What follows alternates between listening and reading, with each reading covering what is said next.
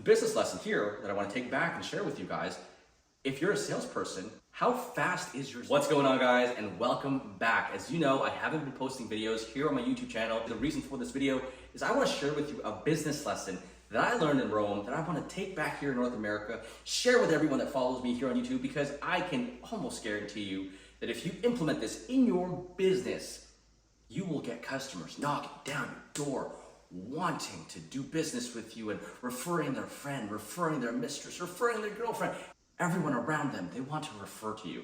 And that being said, I'm gonna make it nice and short so that way you don't have to watch 25 minutes before I reveal the secret. So let's get right into it. Now, what did I learn in Rome that you guys can bring into your business? Well, I learned from a restaurant, believe it or not. I went to a restaurant with my family when we were there the first night, small, quaint restaurant. We got in, it was kind of tight, but the food was amazing. But just like every single North American, we went to the restaurant, we ate the food, we got dessert, and then we wanted to check. We were in and out, 20 minutes, 30 minutes tops. And the waiter said something to me that was so profound that I had to take a step back and go, shit, you're right. And what he said to me was, Mr. Customer, I understand this is your first time here in Rome. You didn't even enjoy the restaurant. And I said, what do you mean? I enjoyed the restaurant. I loved it. The food was amazing. And he said, no. You didn't enjoy the restaurant. You didn't even take it all in. You didn't even indulge in the restaurant. And I had to take a step back and go, what does he mean by this? And my wife said, well, we were rushing. We just rushed through this entire process. And they got me thinking, funny enough, about the sales process in the automotive industry specifically, because quite frankly, that's my background. So the business lesson here that I want to take back and share with you guys, if you're a salesperson, how fast is your sales process? For most of us, we don't even know how fast it is because we're so used to the day-to-day tasks that we need to do. We're so used to the objections, the presentation. We're just trying to get through the day and sell the car and bing, bang, boom, we're done with it. But the reality of it is, as a sales professional, you need to be catering your presentation to who? Your end consumer. So with your end consumer in mind, how many times will they buy a car in their lifetime? 3, 4, 5 times, right? For yourself, if you're an amazing salesperson, how many cars will you sell? 3, 4, 5 per day, per other day? Do you know what I mean? There's a huge distinguished difference in between those two. One side, the consumer, is doing this once every 5 to 10 years.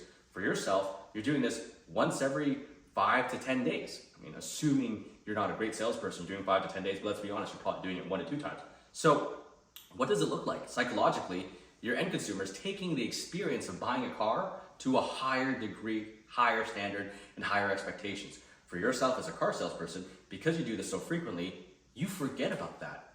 And you have biases built in, and you want to rush into a deal because you want to get to the next customer without realizing that if you just took care of this customer right here, they could give you business through referrals. They could want to do business with you even more, or even more so, they could be your biggest raving fan. They could be promoting left, right, center on their social media because you created an experience for them. Now, how does this work in the automotive industry? Well, let's take it back even more and let's take a look at how most salespeople are talking to the customer. They don't let the customer ask questions. They don't get to know their customer at all whatsoever. And what happens thereafter? Well, they bring a worksheet to their sales manager and the sales manager will ask them questions like, all right, who are we working with today? And the salesperson goes, I forgot their name. Okay, cool. Forgot their name. You've been sitting with this person for 45 minutes and you didn't even get to know their name. Okay, what do they do for a living? I don't know. You still did not build rapport to get to know your customer. How are you going to sell the vehicle properly? This is not 2021, 2022 anymore. You cannot go through life not asking or not getting to know your customer. KYC is going to be very crucial and very important going into 2024. So what do you need to do to flip all this around? Well, the easy answer really is slowing it down, realizing that this customer right here, they're not going to be buying cars as much as you're selling cars. So taking your time to get to know the customer, taking your time to have jokes with the customer, building this customer, fitting this customer into a way that fits into your networking circle, so that way you can pull on this customer anytime you need to get a referral. Or even better, they just send you referrals because guess what? You're just that person. You're just that person who made their experience so much better. Think about the time when you bought a car yourself if you're in the automotive industry. How was your experience then? Was the salesperson in a rush to get you in and out? Or did they create such an experience that you wanted to refer friends to them? Did they create such an experience where if you overheard a coworker talking about buying a car, you said, hey, you know what, don't go there, go to my buddy John. My buddy John will take care of you. That's probably it most of the time, right? Most of the time, if you as an end consumer are able to take care of your customers, your customers will refer you business left, right, and center. I know this video is kind of shaky and all over the place, and I do apologize. Coming off a long day of work. With that being said, I hope you guys got the business idea there that I got from Rome that I'm sharing with you guys here on YouTube, and that is slow down your process, okay? Get to know your customer by slowing down your process, okay? And from there, now you create an experience for your customer. Now, the flip side of this, I know people are gonna go, oh my gosh, if I slow down the process, they're gonna wanna leave, blah, blah, blah, blah, blah. Well, I can tell you right now, they're not gonna wanna leave. Your customer's there for a reason. They're ready to buy a car, right? They're only gonna leave because you're too slow. There's a fine distinguishment between being too slow and being the right type of slow. If you're too slow, you're probably taking 6, 7, 8, 9, 10 hours to be at the dealership. But if you're creating an experience and slowing it down and having conversations, it's like hanging out with a friend.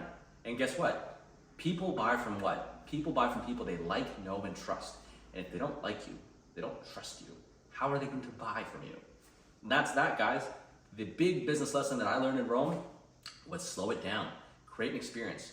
Let your customers indulge in the process because they're not doing this as frequently as you're selling cars.